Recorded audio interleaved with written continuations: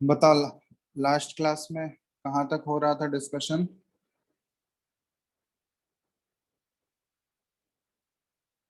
Sir Lewis dot structure का assignment Lewis दिया था बनाने। बन गया वो? असाइनमेंट ट्राई किया तुम लोग स्ट्रक्चर बनाने का? सर उसमें से एक स्ट्रक्चर में प्रॉब्लम। कौन सा स्ट्रक्चर में प्रॉब्लम आ रहा है? Sir SiF6 2-। SiF6 2-। Yes sir. बोलो।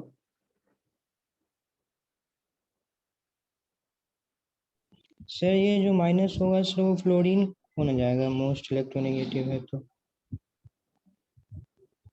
जरूरी नहीं है ना हर केस। अगर फ्लोरीन, देखो फ्लोरीन पे अगर नेगेटिव चार्ज दे दोगे तो उसको बॉन्ड बनाने की जरूरत है क्या?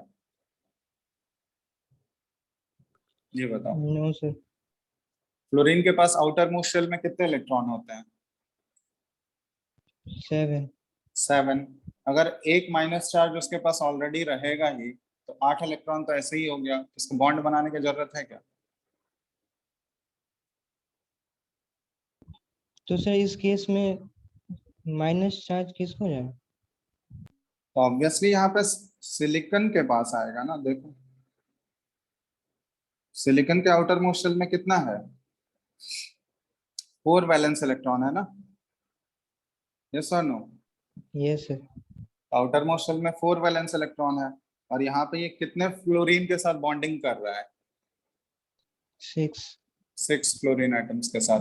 तो फ्लोरीन तो हमको पता है, अगर फ्लोरीन हमेशा सिंगल बॉन्ड ही बनाता है। तो ये 4 वैलेंस इलेक्ट्रॉन अगर सिंगल बॉन्ड भी करेगा तो ये 4 वैलेंस इलेक्ट्रॉन के हेल्प से तो 4 ही फ्लोरीन के साथ बॉन्डेड हो सकता है।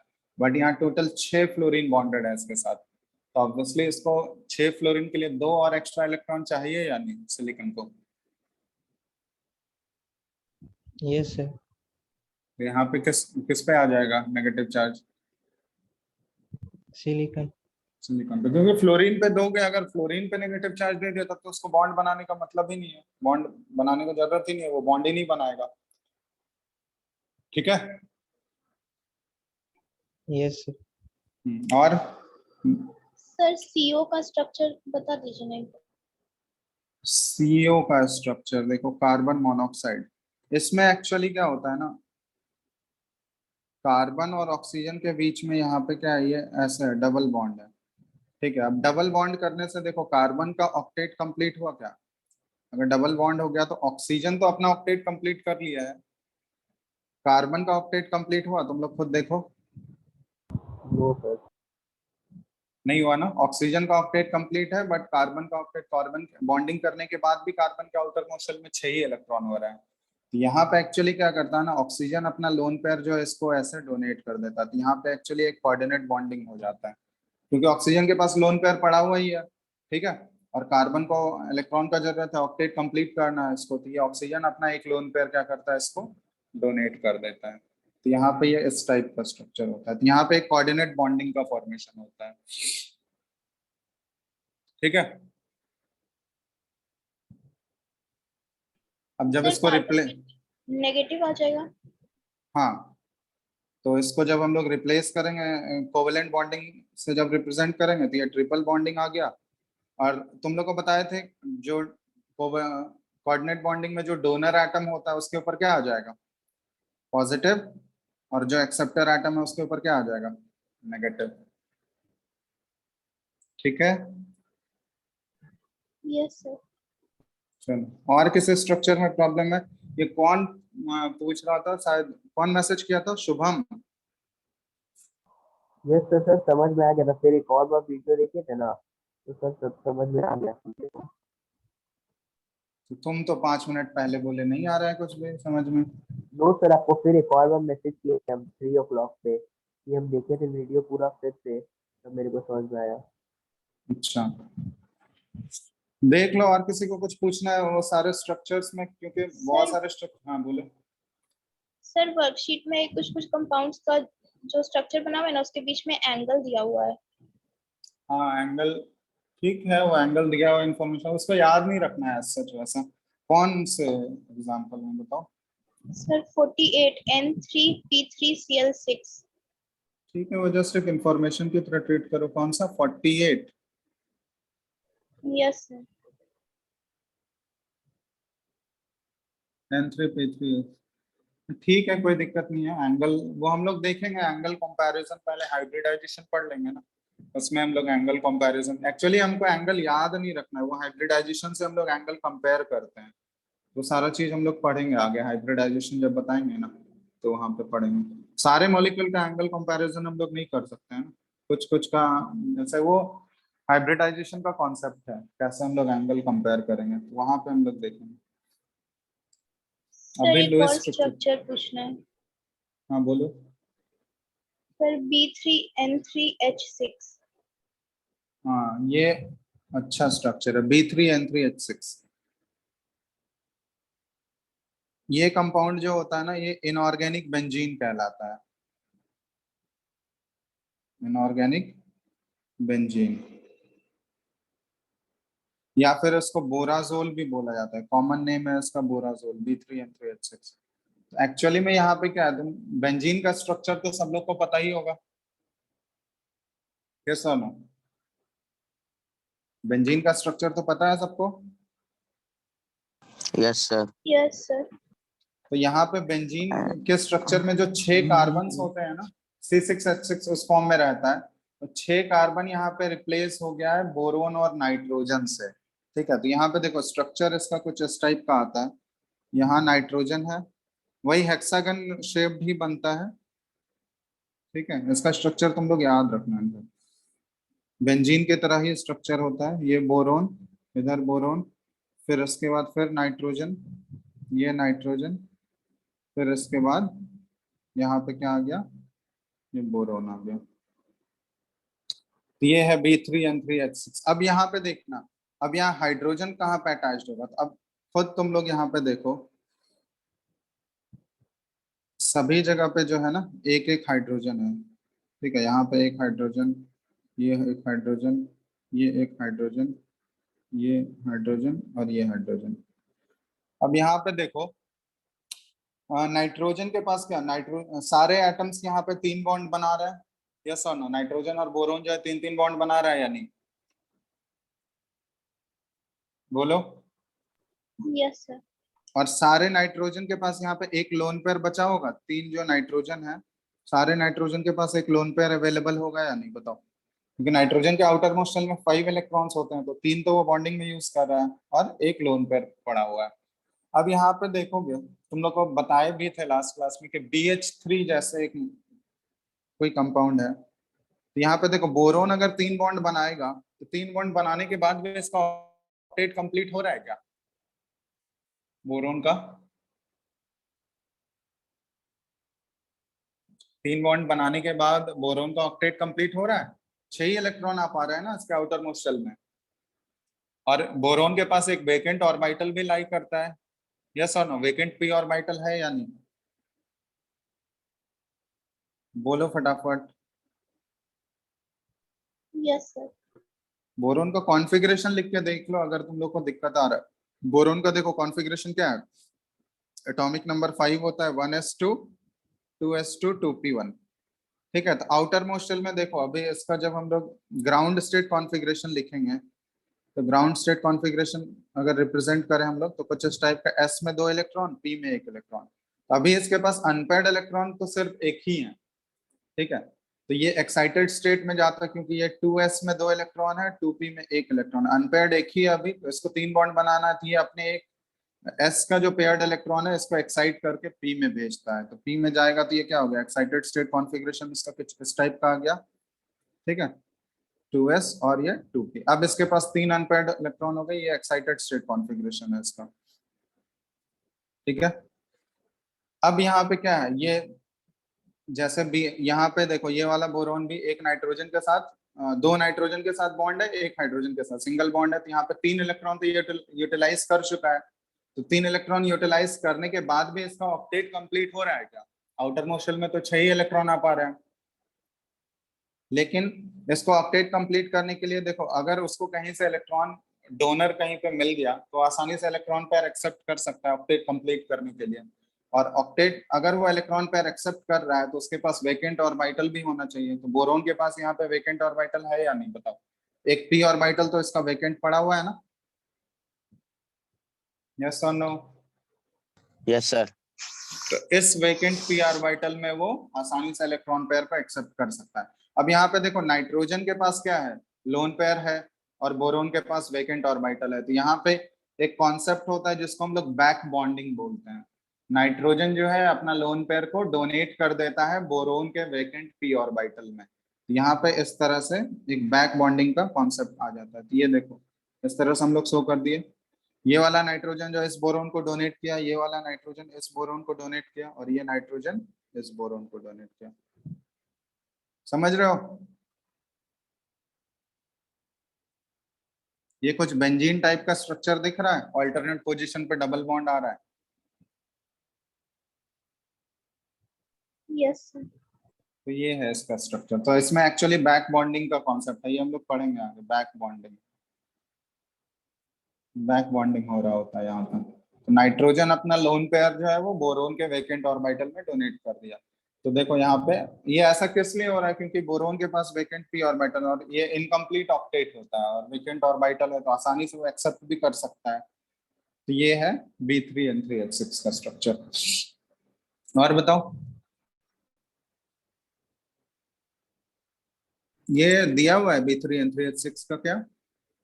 अब वही चीज है ना, कोऑर्डिनेट बॉन्डिंग हो रहा है। तो यहाँ पे क्या होगा, जो डोनर एटम होगा उसके ऊपर तुम क्या कर दोगे, इसको रिप्लेस करेंगे ना हम लोग। डोनर एटम पे क्या आ जाएगा, पॉजिटिव। पॉजिटिव, और जो एक्सेप्टर एटम है उसके ऊपर नेगेटिव। तो अगर तुम लोग लोइस स्ट्रक्चर में देखोगे वहां पे वो उसी टाइप से शो किया होगा, प्लस और माइनस के फॉर्म में दिया गया है ना स्ट्रक्चर, चेक करना तुम लोग, दिया है। Yes sir. तो वो एक्चुअली कोऑर्डिनेट बॉन्डिंग की वजह से वो ऐसा आ रहा है। सर ये समझ में नहीं आया कि S से इलेक्ट्रॉन P पे क्यों भेजता है एक्साइटेड। तभी तो वो बॉन्डिंग कर पाएगा ना यहाँ पे। ये एक्चुअली हाइब्रिडाइजेशन का कॉन्सेप्ट है, बॉन्डिंग करना है ना उसको। 3 हाइड्रोजन के साथ बॉन्ड बनाने के लिए उसके 3 अनपेयर्ड इलेक्ट्रॉन्स चाहिए ना, या फिर 3 सिंगल बॉन्ड अगर बनाना है तो सिंगल बॉन्ड बनाने के लिए ये पेयर्ड इलेक्ट्रॉन के साथ थोड़ी ना यूज हो सकता है। एक इलेक्ट्रॉन इसका जाएगा और दूसरा इलेक्ट्रॉन क्या, म्यूचुअल शेयरिंग होता है ना। इलेक्ट्रॉन कोवेलेंट बॉन्डिंग, जब भी सिंगल कोवेलेंट बॉन्डिंग बनेगा तो उसमें क्या होता है, म्यूचुअल शेयरिंग ऑफ इलेक्ट्रॉन होता है। तो एक इलेक्ट्रॉन एक एटम का आएगा, दूसरा इलेक्ट्रॉन दूसरा एटम का आएगा, तब तो वो दोनों आपस में मिलके बॉन्ड बनाते हैं।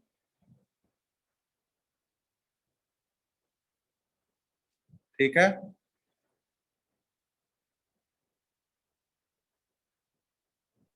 तो सर उसके पास खुद का एनर्जी रहता है इलेक्ट्रॉन को एक्साइट करने के लिए। एनर्जी देखो, ये एक्चुअली में एनर्जी क्या है, ये जो एक्साइटमेंट होता है और प्लस बॉन्ड फॉर्मेशन होता है, दोनों साइमल्टेनियसली हो रहा होता है। ठीक है, तो साइमल्टेनियसली हो रहा होता है। तो यहाँ पे जो एनर्जी रिक्वायर्ड होता है ना, ये जो एनर्जी इसके लिए एक्साइटेशन के लिए रिक्वायर्ड होता है, वो बॉन्ड फॉर्मेशन के समय उतना एनर्जी रिलीज हो जाता है। समझ रहे हो? तो दो एक साथ या साइमल्टेनियस प्रोसेस होता है। ऐसा नहीं है कि एक बार एक्साइट होगा फिर उसके बाद बॉन्ड फॉर्मेशन होता है, वैसा नहीं। दोनों प्रोसेस एकदम साइमल्टेनियसली हो रहा होता है, बॉन्ड फॉर्मेशन का प्रोसेस। ठीक है, तो जैसे ही बॉन्ड फॉर्मेशन होगा तो वो एनर्जी क्या हो जाता है, वहां पर कंपनसेट होकर रिलीज हो जाता है। तो इसको हम हाइब्रिडाइजेशन पढ़ेंगे तो ये और क्लियर हो जाएगा कैसे एक्चुअली में बॉन्ड फॉर्मेशन होता है। हाइब्रिडाइजेशन में ये सब हम लोग डिटेल में करेंगे। ओवरलैपिंग होता है, फिर कैसे एनर्जी रिलीज होता है, एनर्जी कहाँ रिक्वायर्ड हो। तो ये तो तुम लोग को बताइए कि बॉन्ड फॉर्मेशन जो होता है वो एक्सोथर्मिक प्रोसेस है। तो जैसे ही बॉन्ड फॉर्मेशन होगा तो वो एनर्जी ओवर कॉम्पनसेट हो जाता है वहां पे।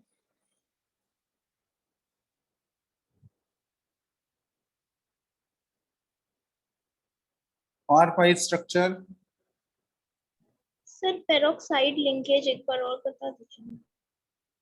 पेरोक्साइड लिंकेज मतलब हम लोग बोलते हैं ऑक्सीजन ऑक्सीजन के बीच का जो बॉन्ड होता है, ऑक्सीजन ऑक्सीजन के बीच के जो सिंगल बॉन्ड होते हैं ना, इसको पेरोक्साइड। क्योंकि H2O2 का जब स्ट्रक्चर देखोगे वो वहीं से आया एक्चुअली। H2O2 क्या है हमारा, हाइड्रोजन पेरोक्साइड है ना।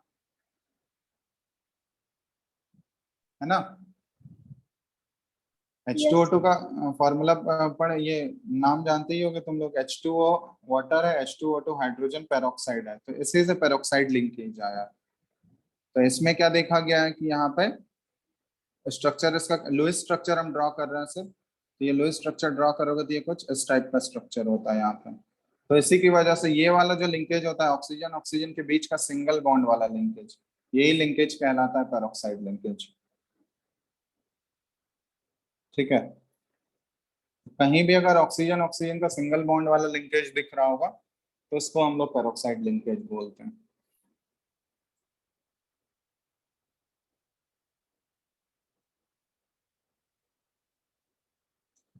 और कुछ? शुभम, शुभम कहाँ गया ये? क्या तुमको कोई भी स्ट्रक्चर में डाउट नहीं है? एक ही बार में सारा तुम्हारा खत्म हो गया? नो कुछ डाउट है किसी स्ट्रक्चर तो पूछो। सर कोऑर्डिनेट बॉन्डिंग है ना? हाँ, कोऑर्डिनेट बॉन्डिंग। सर उसमें हल्का सा बता दे स्ट्रक्चर कोऑर्डिनेट बॉन्डिंग का। कोऑर्डिनेट बॉन्डिंग में क्या है, ये तो डिस्कस किए थे। कोवेलेंट बॉन्डिंग और कोऑर्डिनेट बॉन्डिंग में थोड़ा सा बेसिक डिफरेंस होता है, दोनों में इलेक्ट्रॉन का शेयरिंग ही हो रहा है। बट जैसे कोवेलेंट में हम लोग क्या बात किए थे, वहां पे म्यूचुअल शेयरिंग होता है। मतलब जिस दो एटम्स के बीच में कोवेलेंट बॉन्डिंग बन रहा है तो उसमें हम लोग बोलते हैं दोनों के इलेक्ट्रॉन्स इक्वली पार्टिसिपेट करते हैं ना। अगर सिंगल बॉन्ड बन रहा है तो दोनों के एक एक इलेक्ट्रॉन आएंगे, डबल बॉन्ड बन रहा है तो दोनों एटम का दो दो इलेक्ट्रॉन आएगा। तो एक्चुअली जो वहाँ इलेक्ट्रॉन इन्वॉल्व हो रहा है बॉन्डिंग में, वो दोनों का म्यूचुअल इलेक्ट्रॉन्स इन्वॉल्व हो रहा है, तो उसको कोवेलेंट बॉन्डिंग बोलते हैं। कोऑर्डिनेट बॉन्डिंग में एक्चुअली वहां भी इलेक्ट्रॉन का शेयरिंग हो रहा है, बट वहां पे म्यूचुअल शेयरिंग नहीं हो रहा है, वहां पे अनइक्वल शेयरिंग हम लोग बोल सकते हैं। क्योंकि वो जो इलेक्ट्रॉन इन्वॉल्व होता है बॉन्डिंग में, वो दोनों एटम को म्यूचुअली नहीं होता, वो किसी एक ही एटम का होता है दोनों इलेक्ट्रॉन। जैसे मान लो एक इलेक्ट्रॉन पेयर डोनेट हो रहा है, तो जैसे NH4 के केस में हम लोग देखे थे कि अमोनिया NH3 जो है, और उसके कांटेक्ट में अगर H+ आया तो H+ के पास तो कोई इलेक्ट्रॉन नहीं है, लेकिन नाइट्रोजन के पास लोन पेयर है अमोनिया मॉलिक्यूल में। तो क्या होगा, नाइट्रोजन अपने लोन पेयर को आसानी से, अगर H+ नाइट्रोजन के साथ बॉन्ड बनाना चाहता है अमोनिया के साथ, तो नाइट्रोजन अपने लोन पेयर को क्या कर देता है, उसको पूरा डोनेट कर देता है।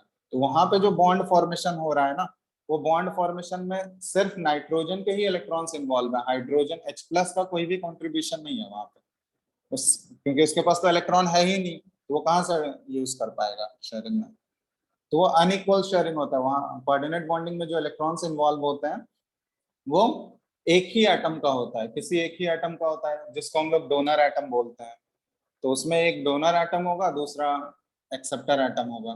तो इसलिए जब हम लोग कोऑर्डिनेट बॉन्डिंग को रिप्लेस करते हैं कोवेलेंट बॉन्डिंग से, तो तुम लोग को बताया गया है कि जो डोनर एटम होगा उसके ऊपर एक प्लस चार्ज आ जाएगा, और जो एक्सेप्टर एटम होगा उसके ऊपर एक नेगेटिव चार्ज आ जाएगा। ठीक है,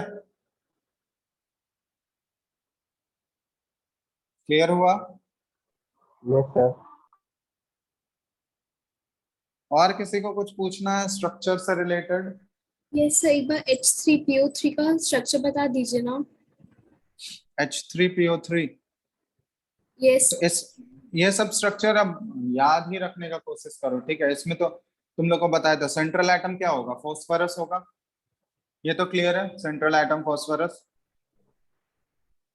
यस और नो? क्योंकि हाइड्रोजन कभी भी सेंट्रल एटम हो नहीं सकता है, और सेंट्रल एटम के लिए तुम लोग को कुछ कुछ लिखाए भी थे। तो जनरली सेंट्रल एटम हम लोग उसको चुनते हैं जो कम नंबर में प्रेजेंट है, या फिर जो लीस्ट इलेक्ट्रोनेगेटिव है। तो यहाँ पे देखोगे हाइड्रोजन तो सेंट्रल एटम हो नहीं सकता है, तो फॉस्फोरस ही होगा, क्योंकि ऑक्सीजन भी नहीं होगा यहाँ पे।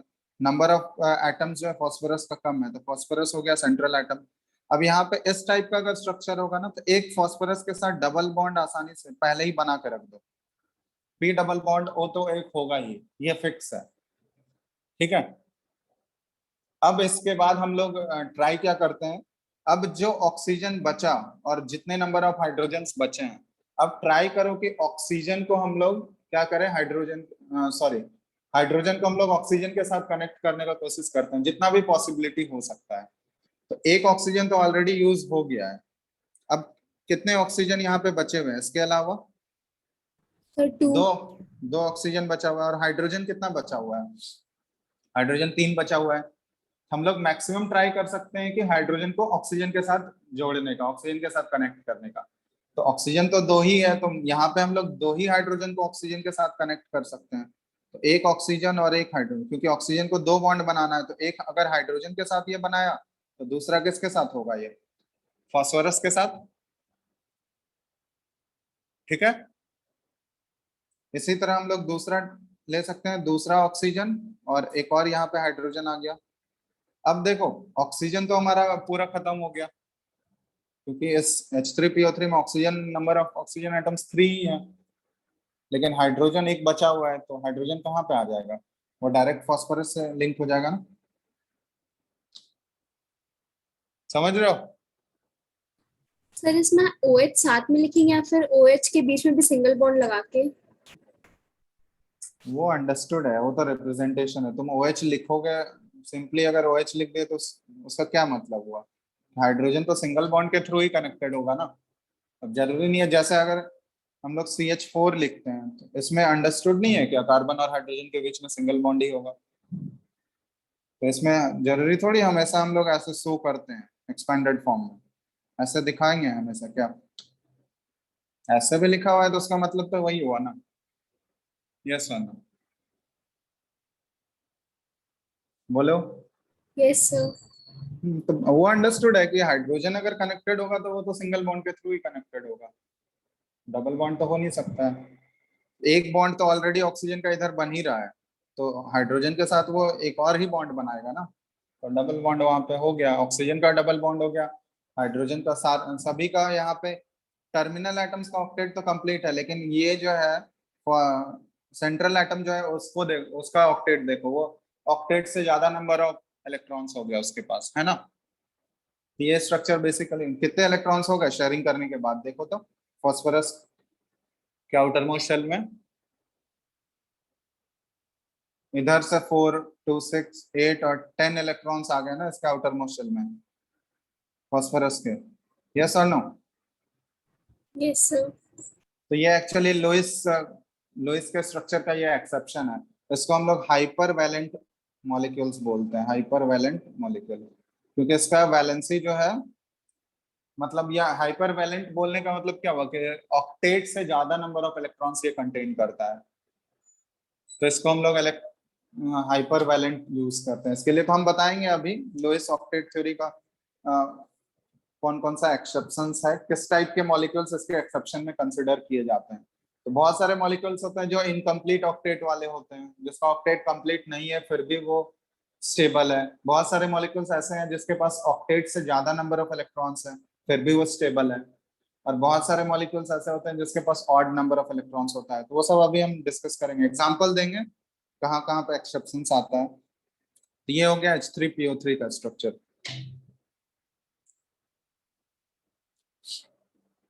और बताओ, और कुछ स्ट्रक्चर से रिलेटेड किसी को भी पूछना है तो पूछ सकते हो, फटाफट पूछ लो।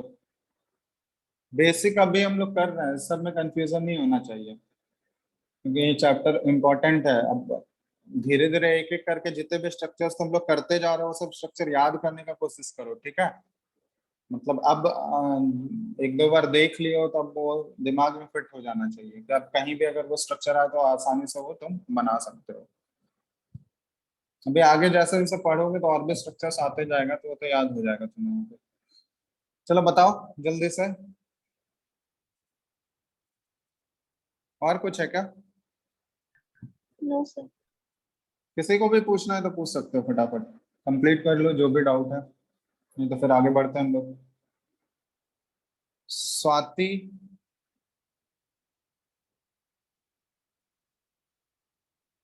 No response. Shalini, yes sir. हो गया तुम्हारा डाउट क्लियर? कोई यस डाउट नहीं सर। है? No sir. तुम लोग बनाए भी हो या नहीं स्ट्रक्चर्स? कितने लोग बनाए हो ये बताओ तो। मेरे को लग रहा है मैक्सिमम लोग तो नहीं अटेम्प्ट किए होंगे। झूठ का हाथ उठा दो तुम लोग, कौन कौन नहीं बनाए हो, सच सच ये बताना। अभिषेक,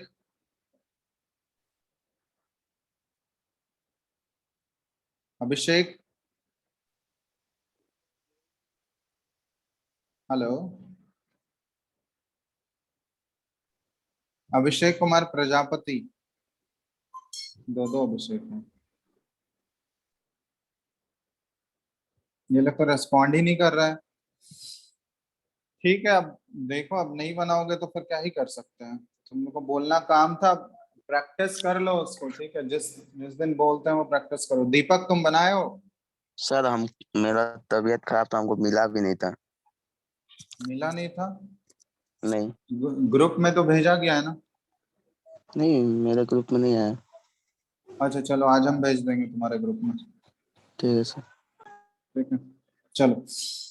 तो यहाँ तक हो गया हमारा लोइस स्ट्रक्चर वाला कॉन्सेप्ट। लोइस स्ट्रक्चर कैसे ड्रॉ करते हैं ये सब चीज देख लिए। अब देखते हैं हम लोग कहाँ कहाँ पे लोइस का ऑक्टेट रूल जो है उसका लिमिटेशंस क्या है, कहाँ कहाँ पे वो अप्लाई नहीं होता है। Limitations of octet rule.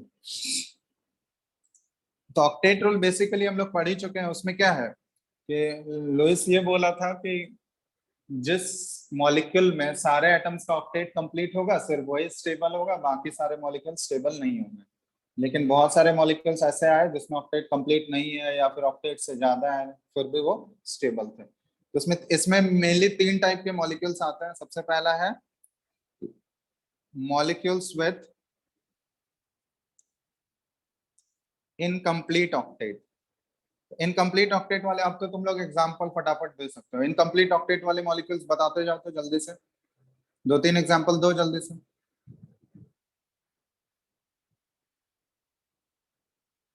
बताओ, वैसा मॉलिक्यूल बताओ जिसमें इनकम्प्लीट ऑक्टेट है। Sir PCl3, PCl5। PCl5 में इनकम्प्लीट ऑक्टेट है? कैसे बोल रहे हो? PCl5 में तो अभी ये PCl5 का अगर ड्रॉ करोगे तो फास्फोरस 5 बॉन्ड बनाएगा, तो उसमें तो 5 × 10 इलेक्ट्रॉन्स हो गया फास्फोरस के पास।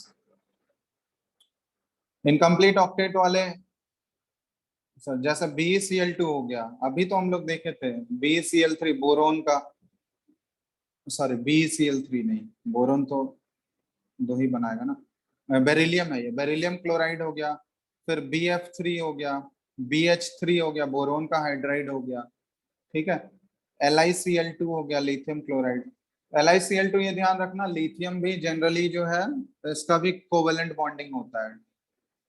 ठीक है, LiCl, सॉरी LiCl2 नहीं, LiCl। तो ये सारे कुछ कुछ इनकम्प्लीट ऑक्टेट वाले मॉलिक्यूल्स है। तुम लोग को दिख रहा होगा, जैसे हम ड्रॉ करें BeCl2 का, तो BeCl2 क्या है, ये यहाँ पे क्लोरीन और ये क्लोरीन।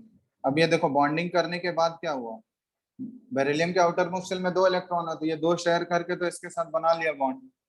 अब बोरोन बेरिलियम का यहाँ पे ऑक्टेट कंप्लीट है क्या, ये बताओ तो। इनकम्प्लीट ऑक्टेट हो गया ना ये, बोलो। Yes sir. शेयरिंग करने के बाद भी इसके आउटर मोस्ट शेल में 4 ही इलेक्ट्रॉन आ पाए, तो यहाँ पे तो इसका इनकम्प्लीट ऑक्टेट है।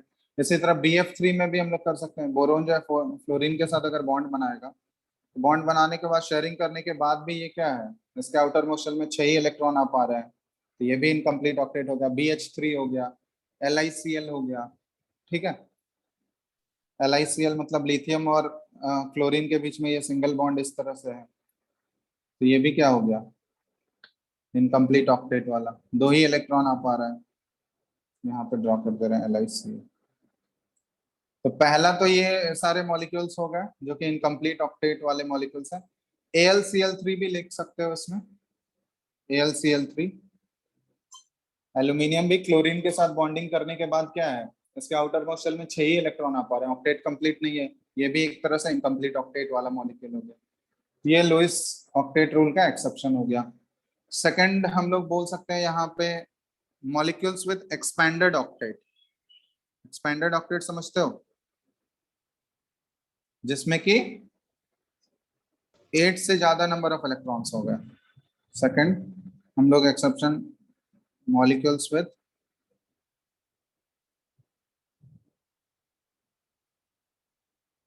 Expanded octet. अब इसका एग्जांपल दो फटाफट, कौन कौन सा मॉलिक्यूल है जहां पे एक्सपेंडेड ऑक्टेट होता है? H2SO4, H2SO4, फिर अभी तो कितने सारे मॉलिक्यूल हम लोग देखे, H3PO4, H3PO4, और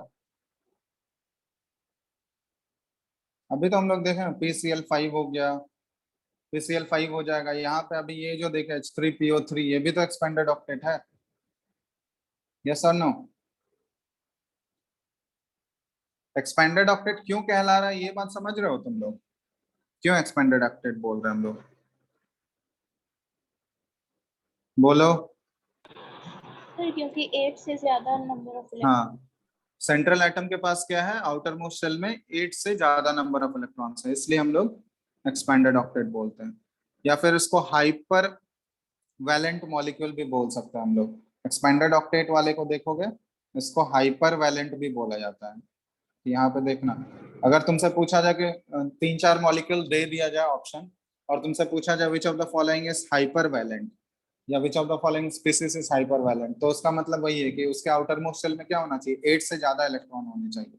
और इनकम्प्लीट ऑक्टेट वाले को हाइपो वैलेंट बोला जाता है। हाइपर और हाइपो समझते हो ना तुम लोग? हाइपो मतलब कम, 8 से अगर कम इलेक्ट्रॉन्स हैं सेंट्रल एटम के पास तो वो हाइपोवैलेंट हो गया, और 8 से ज्यादा नंबर ऑफ इलेक्ट्रॉन्स अगर हो गया तो वो हाइपरवैलेंट हो गया। जैसे फॉर एग्जांपल एक क्वेश्चन पूछा जाए कि which of the following species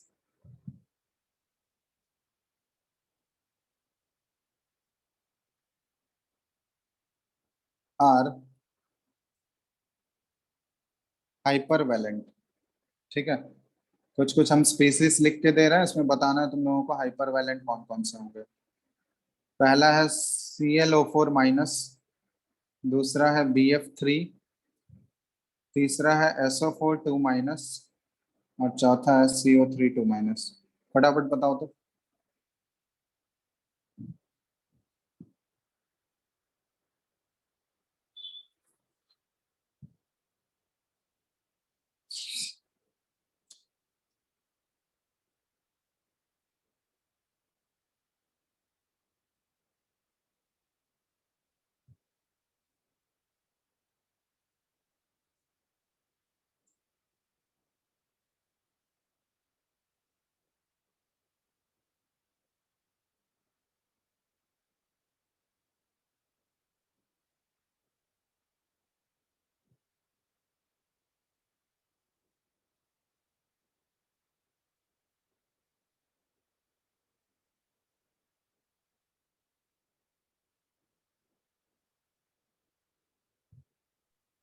sir ClO4 minus और SO4 2 minus.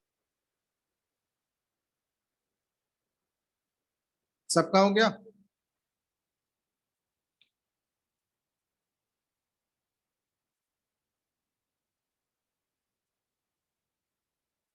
Hello,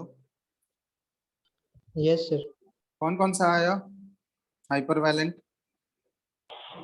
sir ClO4 minus, ClO4 minus, ठीक है, SO4 2 minus,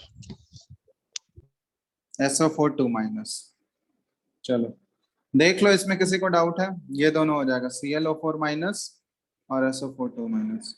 ये हाइपर वैलेंट पूछा गया था, मतलब जिसमें सेंट्रल एटम के पास एक 8 से ज्यादा नंबर ऑफ इलेक्ट्रॉन्स, ऑक्टेट से ज्यादा, एक्सपेंडेड ऑक्टेट वाला केस। तो BF3 का तो नहीं होगा, BF3 में तो वो तो हाइपोवैलेंट हो गया, मतलब ये इनकम्प्लीट ऑक्टेट वाला मॉलिक्यूल है। और CO3 2 माइनस में क्या देखोगे, CO3 2 माइनस का स्ट्रक्चर कैसा होता है? स्ट्रक्चर इसका बनाया हो तुम लोग CO3 2 माइनस का? Yes sir. कैसा स्ट्रक्चर होगा बताओ तो। जो दो नेगेटिव चार्ज है ये किस पे दोगे तुम? ऑक्सीजन एटम पे। तो दो ऑक्सीजन पे नेगेटिव चार्ज, तो ये सिंगल बॉन्ड आ गया। अब उसके बाद बाकी एक ऑक्सीजन के साथ डबल बॉन्ड। एक ऑक्सीजन के साथ डबल बॉन्ड। तो अब यहाँ देखो, ये जो कार्बन है इसके आउटर मोस्ट शेल में बॉन्डिंग करने के बाद कितने इलेक्ट्रॉन आ गए? इधर से 4, 6 और 8, तो यहाँ तो एग्जैक्टली 8 इलेक्ट्रॉन्स हैं। ये ना तो हाइपोवैलेंट है ना ही हाइपरवैलेंट है, तो ये तो ऑक्टेट रूल को ओबे कर रहा है, ठीक है, तो इस टाइप के क्वेश्चंस पूछे जा सकते हैं। तो ये ध्यान रखना टर्म हाइपरवैलेंट और हाइपोवैलेंट किसको बोलते हैं। और तीसरा मॉलिक्यूल जिसमें एक्सेप्शन मिलता है लुईस का, ये है odd electron molecules. Odd electron molecules. तो ऑड इलेक्ट्रॉन मॉलिक्यूल्स का मतलब क्या हुआ कि वैसा मॉलिक्यूल जिसमें कि नंबर ऑफ इलेक्ट्रॉन्स जो है ना वो ऑड नंबर में प्रेजेंट होता है। सेंट्रल एटम के पास जो इलेक्ट्रॉन्स होंगे वो ऑड नंबर में प्रेजेंट होगा। ऐसा तुम लोग देखे हो क्या? ऑड इलेक्ट्रॉन मॉलिक्यूल बहुत जगह तुम लोग को स्ट्रक्चर ड्रॉ किए होगे तो मिला होगा। NO सबसे कॉमन एग्जांपल, नाइट्रिक ऑक्साइड है ये NO। इसका स्ट्रक्चर ड्रॉ किए थे तुम लोग? NO का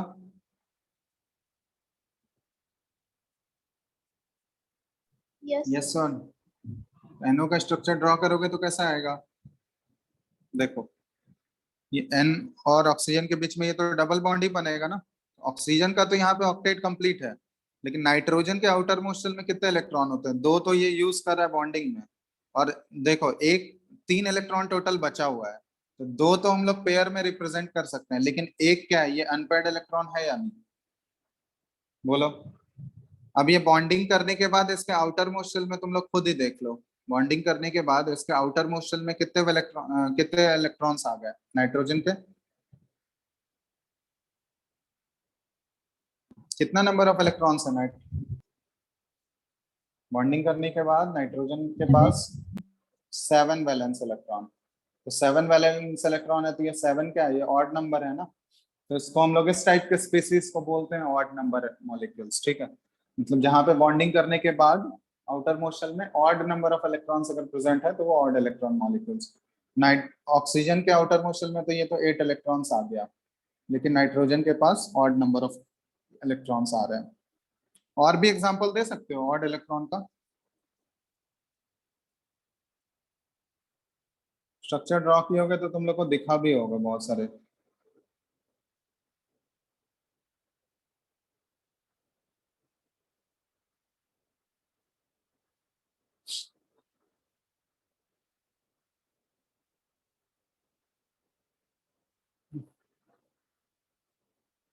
बोलो बोलो जल्दी।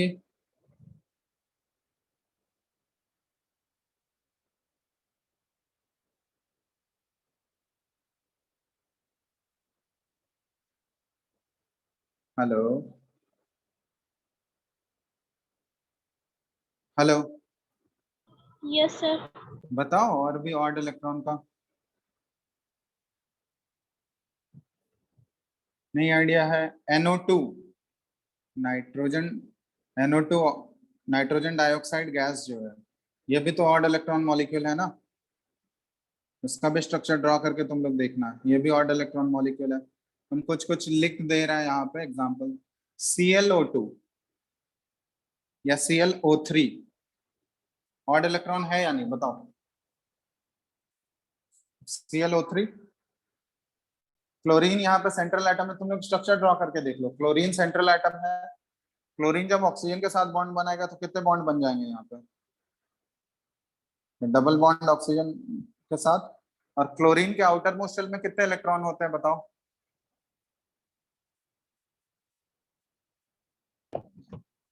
7। 7। तो 6 अगर ये यूज कर लिया तो एक अनपेयर्ड इलेक्ट्रॉन इसके पास बचा हुआ रहेगा या नहीं? है ना। अब देखो बॉन्डिंग करने के बाद क्लोरीन के आउटर मोस्ट शेल में कितने आ गए? 4 4 8 12 1 13 इलेक्ट्रॉन्स आ गए। ठीक है, तो ये एक तरह से क्या है? ऑड नंबर है। तो ऑड नंबर ऑफ इलेक्ट्रॉन्स ये कंटेन कर रहा है, ये ऑड इलेक्ट्रॉन स्पीसीज हो गया या ऑड इलेक्ट्रॉन मॉलिक्यूल। या फिर हम लोग ClO2 को भी बोल सकते हैं ऑड इलेक्ट्रॉन। ClO2 में भी क्या हो जाएगा उसी टाइप का। यहाँ पे देखोगे ऑक्सीजन के साथ 2 डबल बॉन्ड आ गया, एक लोन पेयर और एक अनपेयर्ड इलेक्ट्रॉन इसके पास रहेगा। ठीक है, तो ये भी ऑड इलेक्ट्रॉन स्पीसीज है। तो ये सारे ऑड इलेक्ट्रॉन मॉलिक्यूल्स हो गए। तो इन सभी केसेस में हम लोग देखते हैं ये सारे मॉलिक्यूल्स हैं, ऑक्टेट रूल का एक्सेप्शन है। ऑक्टेट रूल को ये फॉलो नहीं कर रहा है, क्योंकि हम लोग देख रहे हैं इनमें सभी एटम्स का ऑक्टेट कंप्लीट नहीं है, लेकिन फिर भी ये सारे मॉलिक्यूल्स जो है नेचर में पाए जा रहे हैं या फिर स्टेबल हैं या एग्जिस्ट करते हैं। ठीक है, ऑक्टेट रूल के अकॉर्डिंग ये सारा मॉलिक्यूल्स एग्जिस्ट नहीं करना चाहिए था, लेकिन फिर भी ये पाया जाता है। ये उसके एक्सेप्शन में हम लोग कंसिडर करते हैं। इस तरह से बहुत सारे मॉलिक्यूल्स मिलते हैं जो कि एक्सेप्शन में। ये टाइप्स हम बता दिए, ये मेनली 3 टाइप के मॉलिक्यूल आएंगे। एक इलेक्ट्रॉन जो होगा वो इनकम्प्लीट ऑक्टेट वाला मॉलिक्यूल होगा, दूसरा एक्सपेंडेड ऑक्टेट वाला, और तीसरा odd electron molecules containing odd number of electrons in the central atom. ठीक है, नोट कर लिए इसको।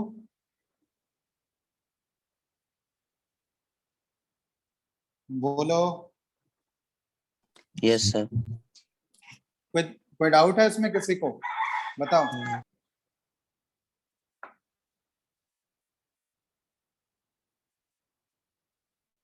चलो, अब इसके बाद हम लिख चुके हो ना इसको सब लोग? हेलो, बोलो फटाफट। यस चलो, इसके बाद हम लोग देखते हैं फॉर्मल चार्ज। एक टर्म तुम लोग इसमें पढ़े होगे, फॉर्मल चार्ज।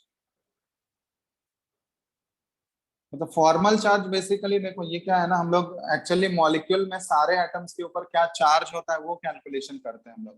तो फॉर्मल चार्ज का एक फॉर्मूला होता है, तुम लोग देखोगे सिंपल सा फॉर्मूला है ये। अगर फॉर्मल चार्ज निकालना है तो इसका फॉर्मूला हम यहाँ लिख दे रहे हैं। फॉर्मल चार्ज का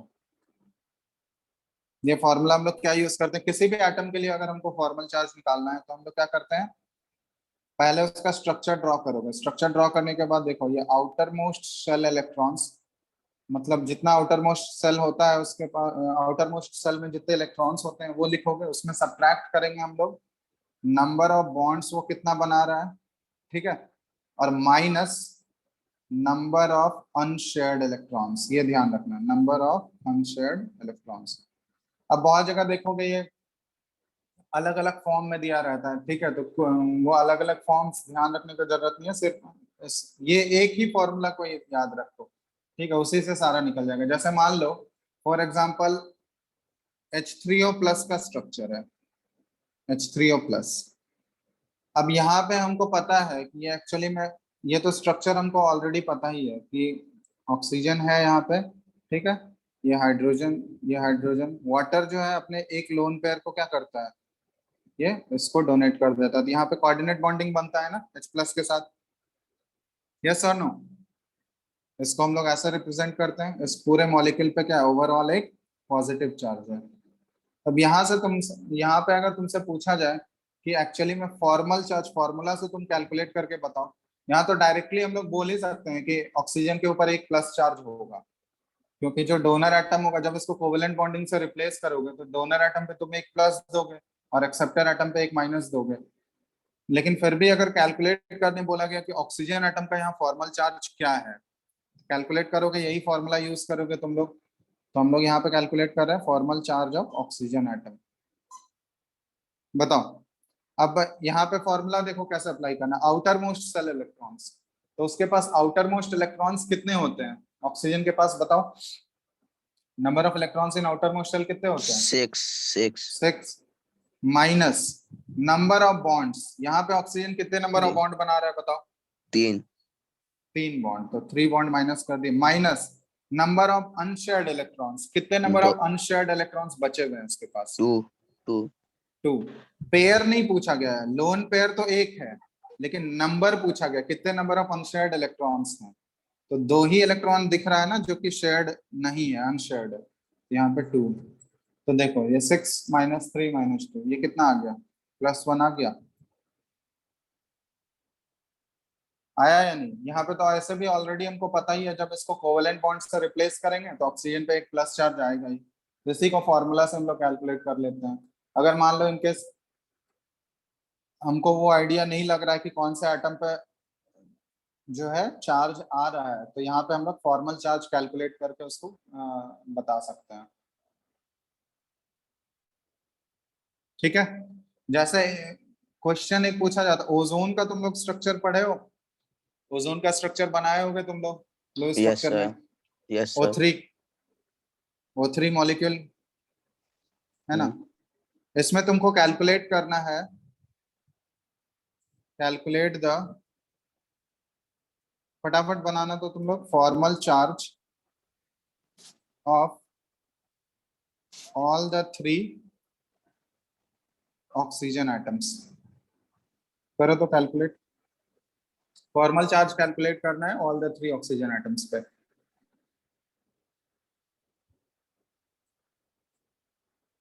पहले ओजोन का स्ट्रक्चर बना लो तुम लोग।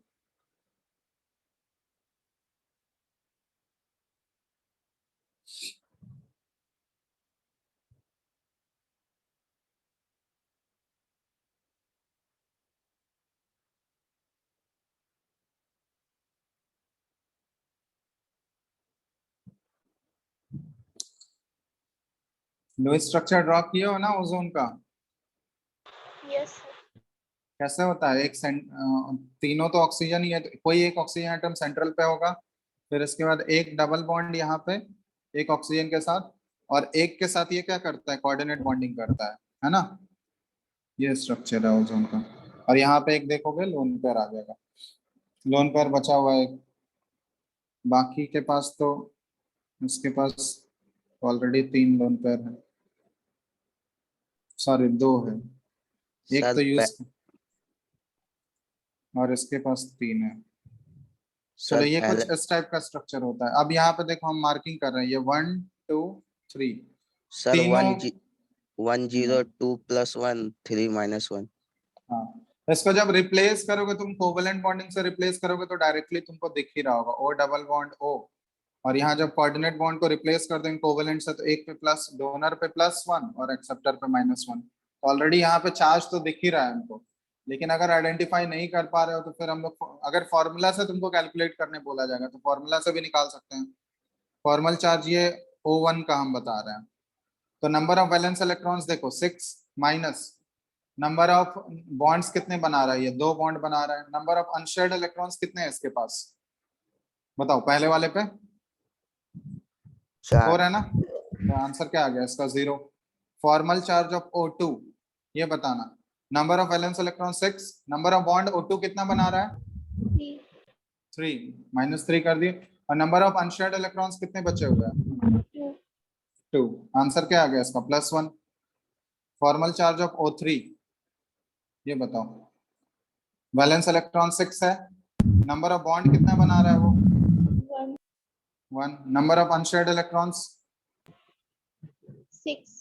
6, आंसर क्या आ गया -1 हो गया।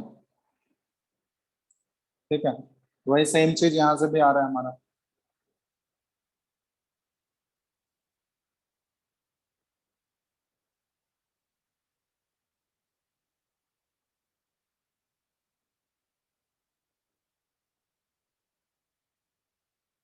ठीक है,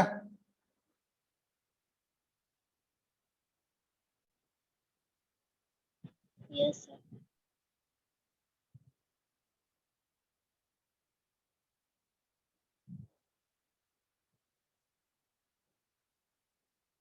एक और करो तो, तुम लोग क्वेश्चन दे रहे हैं इसमें फॉर्मल चार्ज तुमको कैलकुलेट करना है।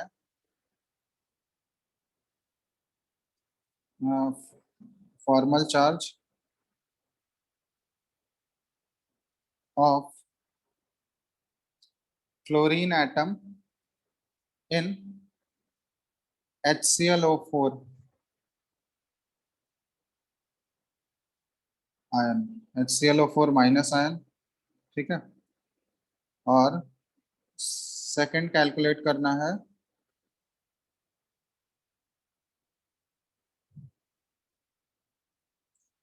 Formal charge of sulphur in HSO4 minus ion. चलो कैलकुलेट करो तो।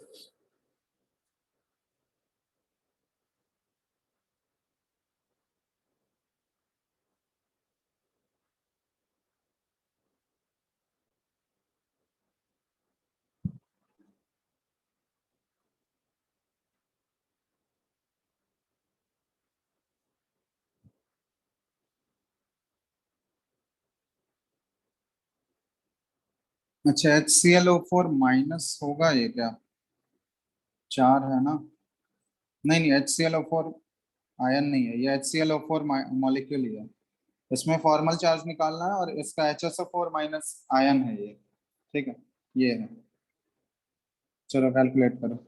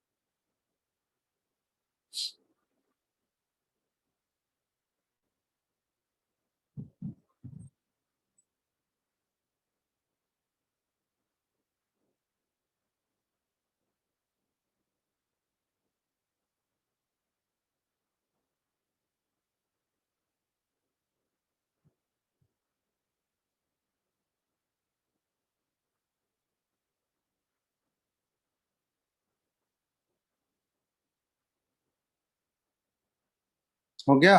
फर्स्ट में 0। सबका स्ट्रक्चर बना लो, ऑलरेडी दिख ही रहा होगा तुम लोगों को।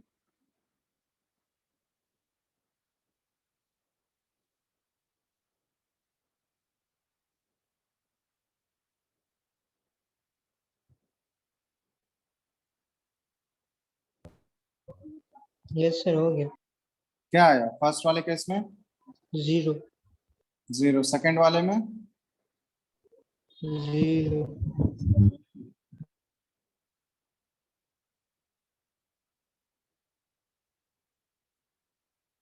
HSO4 माइनस का स्ट्रक्चर बनाया क्या तुम लोग? चलो पहले हम दूसरा देखते हैं। HSO4 माइनस का कैसा स्ट्रक्चर आ रहा है? सल्फर है सेंट्रल एटम, एक ऑक्सीजन के साथ डबल बॉन्ड, दूसरे भी ऑक्सीजन के साथ डबल बॉन्ड, और यहाँ पे एक नेगेटिव चार्ज है ना, तो किसी एक ऑक्सीजन पे नेगेटिव चार्ज दे देते हैं और एक OH है। ऐसा ही स्ट्रक्चर आ रहा है HSO4 माइनस का। Yes sir. तो यहाँ पे सल्फर एटम का हमको यहाँ पे कैलकुलेट करना है, क्या होगा फॉर्मल चार्ज। तो सल्फर का क्या आ जाएगा formal charge? Number of valence electrons कितने होते हैं?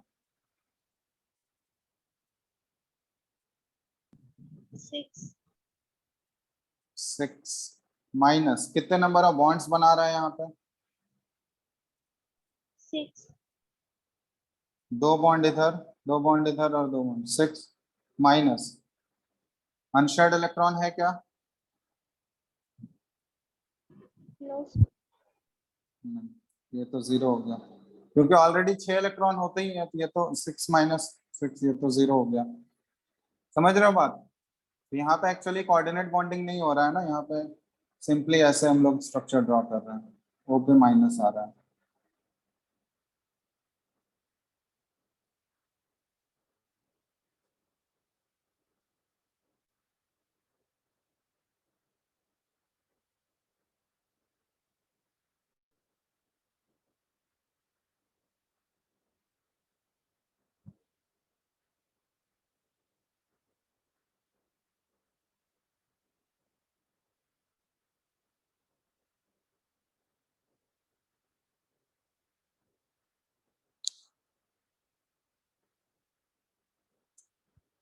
ठीक है, कोई दिक्कत?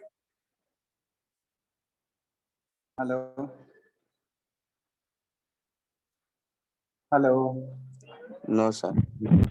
अब देखो यहाँ पे एक्चुअली हम लोग फॉर्मल चार्ज का कैलकुलेशन कर रहे हैं। एक कॉन्सेप्ट हम लोग जब रिडॉक्स पढ़ेंगे तो वहां पे हम लोग ऑक्सीडेशन स्टेट कैलकुलेट करते हैं, ठीक है? तो वो अलग चीज है बिल्कुल। ऑक्सीडेशन स्टेट जो है ना, एक इमेजिनरी चार्ज हम लोग वहां पे एज्यूम करते हैं, वो क्रिएट होता है इलेक्ट्रोनेगेटिविटी डिफरेंस की वजह से। तो अगर तुमसे पूछा जाए कि यहाँ पे सल्फर का ऑक्सीडेशन स्टेट क्या है, तो फिर कैसे हम लोग निकालते हैं वो ऑक्सीडेशन स्टेट वाला कॉन्सेप्ट बताएंगे बाद में। वो रिडॉक्स में बेसिकली आता है, ऑक्सीडेशन स्टेट या फिर ऑक्सीडेशन नंबर। तो वो बेसिकली इलेक्ट्रोनेगेटिविटी डिफरेंस की वजह से वो अराइज होता है। यहाँ पे देखोगे सल्फर जो है जितने भी बॉन्ड्स बना रहा है, यहाँ सारा बॉन्ड इसका ऑक्सीजन के साथ है।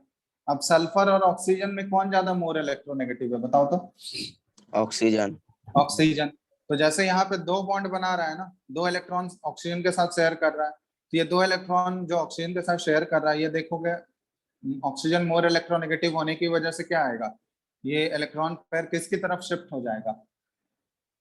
ऑक्सीजन की तरफ शिफ्ट हो जाएगा। तो अगर ये ऑक्सीजन की तरफ शिफ्ट हो गया तो इसकी वजह से सल्फर के ऊपर क्या चार्ज आएगा बताओ? 2 इलेक्ट्रॉन का शिफ्टिंग हुआ है ना। हम लोग पूरा एक्चुअली पार्शियल चार्ज डेवलप होता है, लेकिन जब हम लोग ऑक्सीडेशन नंबर कैलकुलेट करते हैं या ऑक्सीडेशन स्टेट कैलकुलेट करते हैं ना, हम लोग कंप्लीट चार्ज ही लेके मानते हैं, ठीक है? वही एक कंप्लीट चार्ज ही कंसिडर कर लेते हैं हम लोग। यहाँ पे 2 इलेक्ट्रॉन का शिफ्टिंग हम लोग एज्यूम करेंगे, तो 2 इलेक्ट्रॉन की वजह से +2। इसी तरह 2 इलेक्ट्रॉन इधर जा रहा है ये वाले ऑक्सीजन की तरफ, तो इधर भी +2। एक इलेक्ट्रॉन जो है इस वाले ऑक्सीजन की तरफ जा रहा है, तो इधर +1। और ये जो एक एक इलेक्ट्रॉन बीच में जो बॉन्ड बना है, ये भी इस ऑक्सीजन की तरफ शिफ्ट होगा, तो इसकी वजह से भी क्या आया यहाँ पे +1 आया। तो ओवरऑल इमेजिन, ये एक्चुअली इमेजिनरी कॉन्सेप्ट ही है, एक्चुअल में ऐसा नहीं हो रहा है कि +6 जनरेट हो रहा है, वो इमेजिनरी कॉन्सेप्ट ही है ऑक्सीडेशन नंबर या फिर ऑक्सीडेशन स्टेट का। तो रिडॉक्स में जब हम लोग ऑक्सीडेशन रिडक्शन पढ़ते हैं ना, ये कॉन्सेप्ट का यूज करते हैं, ठीक है? तो वहां पे हम लोग इसके बारे में देखेंगे। तो अगर ऑक्सीडेशन नंबर तुमसे पूछा जाता है यहाँ पे सल्फर का कितना है या ऑक्सीडेशन स्टेट, तो फिर +6 हो जाता है इसका आंसर। वो बेसिकली इलेक्ट्रोनेगेटिविटी डिफरेंस की वजह से अराइज होता है। ठीक है, तो वो रिडॉक्स में हम लोग पढ़ेंगे यहाँ पे। जैसे एक फॉर्मल चार्ज की बात हो रही है, तो जैसे यहाँ पे हम तुम लोग को ऑलरेडी बता चुके हैं अमोनियम आयन है। अमोनियम आयन का तुम लोग स्ट्रक्चर जानते हो, NH4+ चार्ज होता है। अब अगर तुमको नहीं पता है कि ये प्लस चार्ज एक्चुअली में कौन से मॉलिक्यूल पे प्रेजेंट, सॉरी कौन से एटम पे प्रेजेंट है, तो यहाँ पे अगर तुमसे पूछा जाए नाइट्रोजन का फॉर्मल चार्ज निकालो, formal charge of nitrogen calculate कर लो, तो फॉर्मूले से आएगा यानी कितना आ रहा है बताओ।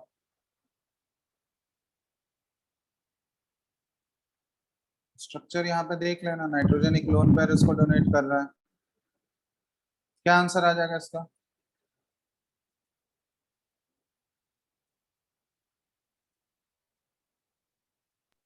+1। शुभम, शुभम तुम बताओ।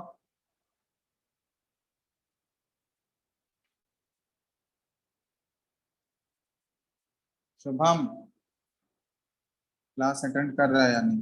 सर +1 शायद।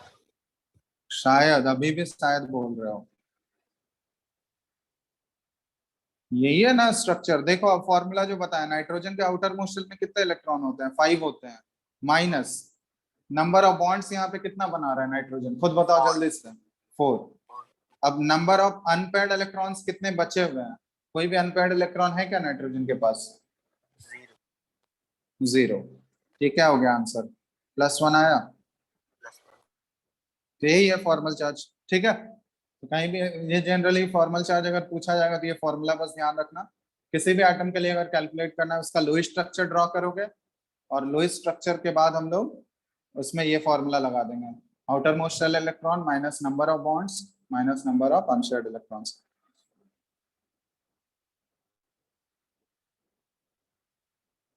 कोई दिक्कत फॉर्मल चार्ज वाले पार्ट में? बताओ।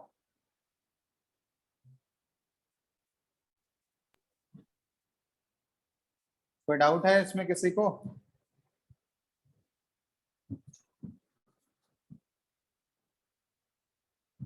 हेलो, सर चलो तो यहाँ तक हम लोग लोई स्ट्रक्चर के बारे में पढ़ चुके हैं। अब हम लोग एक्चुअल में जो बॉन्डिंग का कॉन्सेप्ट्स है वो हम लोग स्टार्ट करेंगे अगले क्लास में। ठीक है, बॉन्डिंग कॉन्सेप्ट्स, तो इसमें हम लोग अलग अलग कॉन्सेप्ट्स पढ़ेंगे। सबसे पहले हम लोग वैलेंस बॉन्ड थ्योरी पढ़ेंगे, पहला VBT है वैलेंस बॉन्ड थ्योरी। दूसरा पढ़ेंगे हम लोग VSEPR, valence shell electron pair repulsion theory है। तीसरा कॉन्सेप्ट हम लोग पढ़ेंगे हाइब्रिडाइजेशन कॉन्सेप्ट पढ़ेंगे यहाँ पे। ठीक है, ये बॉन्डिंग का कॉन्सेप्ट है। चौथा पढ़ेंगे हम लोग molecular orbital theory.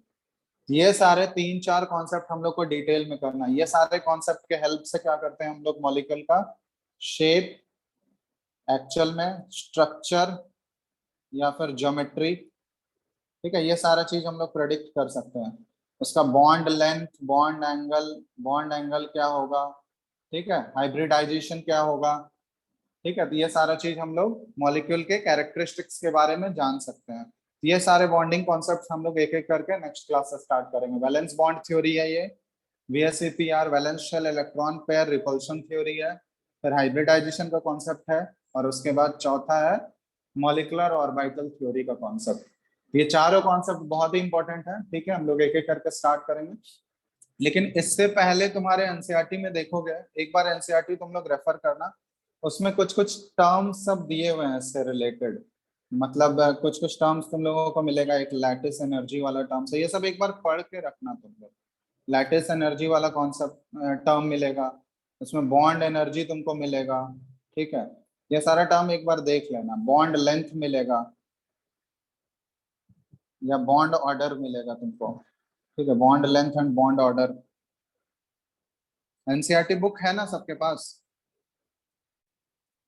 Yes sir. तो ये सारा टर्म्स एक बार देख के रखना। रेजोनेंस भी एक जगह तुमको मिलेगा, रेजोनेटिंग स्ट्रक्चर। ठीक है, तो रेजोनेंस कॉन्सेप्ट अभी हम लोग मतलब इसको डिटेल में एक्सप्लेन नहीं कर पाएंगे, क्योंकि रेजोनेंस को हम लोग ऑर्गेनिक में पूरा डिटेल में पढ़ते हैं। ठीक है, तो रेजोनेंस में थोड़ा बहुत हम बता देंगे स्ट्रक्चर, क्योंकि एक दो स्ट्रक्चर बेसिक तुम्हारे हो सकता है स्कूल एग्जाम में पूछ ले, तो इसके लिए हम बता देंगे कैसे एक दो स्ट्रक्चर ड्रॉ कर सकते हैं हम लोग रेजोनेंस के बारे में। लेकिन इसको डिटेल में ये ऑर्गेनिक का कॉन्सेप्ट है, ऑर्गेनिक में जब जीओसी पढ़ोगे ना तो वहां पे ये रेजोनेंस हम लोग डिटेल में करते हैं। तो अभी तो उतना अच्छे से समझ में, क्योंकि सारा कंडीशंस रेजोनेंस का यहाँ पे थोड़ा सा इंट्रोडक्शन दे दिया है यहाँ पे केमिकल बॉन्डिंग में, पूरा डिटेल में नहीं गया है क्योंकि ऑर्गेनिक में ही मेन एप्लीकेशन होता है। तो वहां पे हम लोग इसके बारे में सीखेंगे। अभी थोड़ा सा एक दो मॉलिक्यूल का एग्जांपल जो तुम्हारे एनसीईआरटी में है वो एक बार ट्राई करना तुम लोग समझने का, अगर समझ आता है ठीक है, नहीं तो फिर हम लोग इसको अगले क्लास में डिस्कस कर लेंगे। तो एक बार एनसीईआरटी से ये सारे टॉपिक्स तुम लोग, एक या दो पेज में ये सारा चीज दिया हुआ है, तो एक बार इसको पढ़ के रखना तुम लोग, ठीक है? कर पाओगे या नहीं इतना? Yes sir. ठीक है, तो एक बार इसको रेफर करके रखना। ये सारा बहुत ही आसान सब चीज है, समझ एक बार पढ़ोगे तो स्टेटमेंट आसानी से समझ आ जाएगा। तो ये सारा चीज एक बार देख के रखना। उसके बाद अगले क्लास में हम लोग, हाँ इसके बाद हम लोग को कुछ कुछ और पढ़ना है, जैसे डाइपोल मोमेंट के बारे में पढ़ेंगे हम लोग, ये छोड़ देना, डाइपोल मोमेंट हम एक्सप्लेन करने वाले हैं। इसके बाद देखोगे फजान्स रूल है, ये भी एक्सप्लेन करेंगे हम, ठीक है? ये सब चीज हम बताएंगे, डाइपोल मोमेंट, फजान्स रूल, ये सब चीज एक्सप्लेन करेंगे। तो ये एक बार तुम लोग एनसीईआरटी से रीडिंग करके रखना, ठीक है? चलो, तुम लोग का स्कूल में कौन सा टॉपिक चल रहा है? स्कूल में केमिकल बॉन्डिंग खत्म हो गया क्या? स्कूल में क्लासेस हो रहे होंगे ना? हेलो, जो जो स्कूल अटेंड करते हो बताओ जल्दी से। कोई नहीं है स्कूल अटेंड? अच्छा तो, अच्छा हाफ ईयरली तुम लोग का कब है स्कूल में? सर अभी नॉर्मल क्लासेस ही नहीं स्टार्ट हुए हैं। 11th का क्लासेस स्टार्ट नहीं हुए अभी तक? सर अभी ब्रिज कोर्स चल रहे थे, तो उसके बाद अभी रिजल्ट आया, उसके बाद अभी एडमिशन हो रहे हैं बहुत सारे स्कूल में। अच्छा, तो स्कूल खोलने का ऑफलाइन कब से तुम लोग का नोटिस आया होगा ना? 9th से है शायद। सर नेक्स्ट वीक से ओपन हो जाएगा स्कूल। 9th ना, 9th से बोला गया, बहुत लोग तो बोले 9th से ओपन हो रहा है। यस सर, मंडे से। पर हाँ 11th के लिए कोई नोटिस नहीं आया। 11th के लिए अभी नहीं आया। No sir. अच्छा, क्योंकि यहाँ भी तुम लोग का ऑफलाइन क्लासेस स्टार्टिंग होगा नेक्स्ट वीक से, मोस्ट प्रोबेबली नेक्स्ट वीक से स्टार्ट करेंगे। तो कौन कौन हो इसमें से? ऑलमोस्ट कितने लोग बाहर के हो इसमें से? हिमांशु 3। तो क्या तुम लोग का प्लान नहीं है क्या शिफ्ट होने का इधर? यस सर है। तो देख लेना जितने, क्योंकि अब क्या करोगे, अब कितने दिन घर पे रहोगे? मोस्टली अब सिचुएशन जब तक नॉर्मल चल रहा है, अभी उतने ज्यादा केसेस बोकारो में वैसे कोई केसेस नहीं है उतना ज्यादा, तुम लोग कंफर्म कर सकते हो। बोकारो ऑलमोस्ट तुम्हारे होम टाउन से भी इनफैक्ट सेफ ही है यहाँ पे, ठीक है? तो तुम लोग आसानी से बोकारो में शिफ्ट कर सकते हो। देख लो अपना अरेंजमेंट क्या कर सकते हो, क्योंकि नेक्स्ट वीक से हम लोग प्लानिंग कर रहे हैं, नेक्स्ट वीक से ऑफलाइन करने का, ठीक है? तो देख लो एक बार अरेंजमेंट अपना क्या है, कैसे कर सकते हो, क्योंकि वो जरूरी है शिफ्ट करना, क्योंकि बहुत लोगों को इश्यू आ रहा है। क्योंकि अब जितने भी स्टूडेंट्स आ रहे हैं वो सारे बोल रहे हैं सर ऑफलाइन ही करेंगे हम लोग, तो पॉसिबल ही नहीं है कि साइमल्टेनियसली ऑफलाइन ऑनलाइन दोनों अरेंज कर पाना। जब तक है एक्सटेंशन देके तुम लोग जितना जल्दी हो सके अरेंज करो, ठीक है? शायद नेक्स्ट वीक से जैसे जैसे स्कूल खुलेगा तो वैसे ऑफलाइन हम लोग ट्रांजिशन करेंगे, ठीक है? तो नेक्स्ट वीक तक अरेंज करो तुम लोग कुछ शॉपिंग करने का। सारे स्कूलिंग वाले ही हो ना जितने बाहर के हो, सब लोग? No sir. एक हिमांशु नॉन स्कूलिंग है, बाकी sir non schooling. Non schooling, ठीक है? तो कोई दिक्कत नहीं, नॉन स्कूलिंग भी हो तो क्या दिक्कत है, ऐसे भी तो आना तो है ही कभी ना कभी, है ना? अरेंजमेंट करो फिर तुम लोग, बाकी देख लो।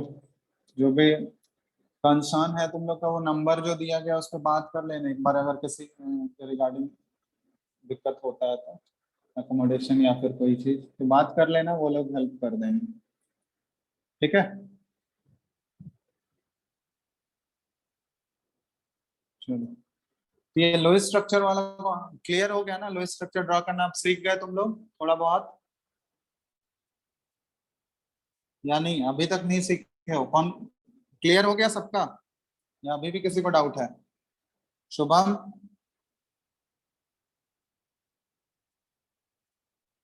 चलो ठीक है फिर। चलो तो बॉन्डिंग के कॉन्सेप्ट्स हम लोग अगले क्लास में आगे स्टार्ट करेंगे।